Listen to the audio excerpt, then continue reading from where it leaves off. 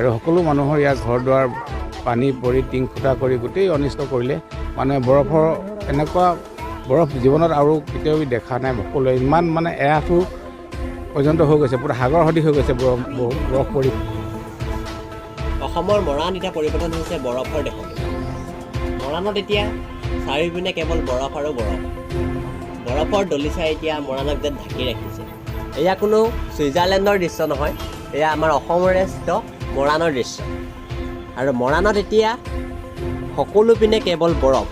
এয়া আমাৰ সকলোৰে পৰিচিত মৰাণত বৰফে মানুহৰ বহুতো অনিষ্ট সাধন কৰিছে হয় আৰু এই বৰফৰ বাবে মৰাণত এতিয়া যাতায়াত ব্যৱস্থাত ব্যাঘাত জন্মিছে আৰু ৰাইজৰ যি ঘৰ দুৱাৰ আছে সেয়া বহুতো অনিষ্ট সাধন হৈছে বৰফে ঠায়ে ঠায়ে মানুহৰ ঘৰৰ টিংপাতত ফুটা উলিয়াইছে আৰু ইয়াৰ পিছতে আপোনালোকে দেখিব পাইছে বৰফৰ দলিচা সদৃশ আৱৰণে বাবে মৰাণত এতিয়া যাতায়াত ব্যৱস্থাত ব্যাঘাত জন্মিছে আৰু ইয়াৰ পিছতে আপোনালোকে দেখি আছে এই এক্সক্লুচিভ ৰিপৰ্ট